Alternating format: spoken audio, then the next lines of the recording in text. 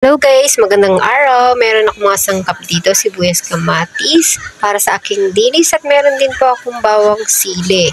Ayan, at luya na aking gagamitin. Kaya hiwain na po natin sila para maggamit na po natin pang sahog at nang masimulan na natin ang paggawa ng kilawing dilis. Eto, syempre kailangan linisin yung mabuti ang ating dilis at ang iba po ay ginagawa nila ay dinudurog o nilalamutak nila para pero gusto ko po kasi buo siya. Basta tanggalin lang po natin yung ulo para menos pait o tanggal ang pait nito. Kasi hindi ko talaga maiiwasan na pag di nyo tinanggal yung ulo nito ay mapait po sadya yung bituka nito at hasang.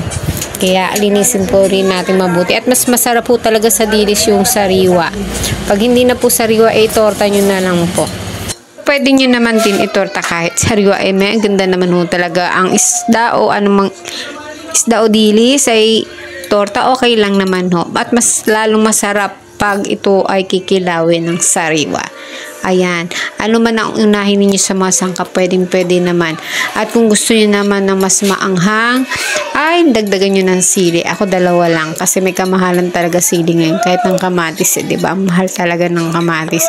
So, gusto kong kumain ng kilawin, kaya kinumpleto ko na rin ng sangkap. 1/4 lang naman to, konti lang naman eh. Then, timplahan po natin ng asin. Ayan. Naaayon sa inyong panlasa. At lagyan din po natin ng paminta para may spicy.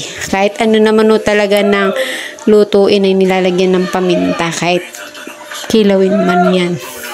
And then, susunod syempre ay ang ating vinegar. Yan. Dagdagan po natin. Yan, lagyan po natin ng mabuti siya para maluto po yung ating dilis. At ang bakterya niyan syempre. Then, mix natin mabuti para ho mag-combine lahat ng ating mga sangkap. At lalo na ma-dissolve yung mga panimpla na ating inilagay. Yan. Mix lang po natin. Excited na ako, kaya bilis na po natin yan. Ayan. Kung hindi ko kayo kontento sa inilagay ko, nasa inyo kung gusto nyo pong dagdagan ng sibuyas at kamatis kung marami naman kayo stock, bakit hindi? Ayan, tipo ba? Naglalaway na ako.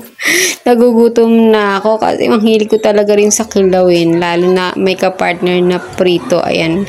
Ayan, may suka pang naiwan. Pwedeng-pwede yung pagsawsawan ng ating pinirito. Kung may anumang prito kayo dyan.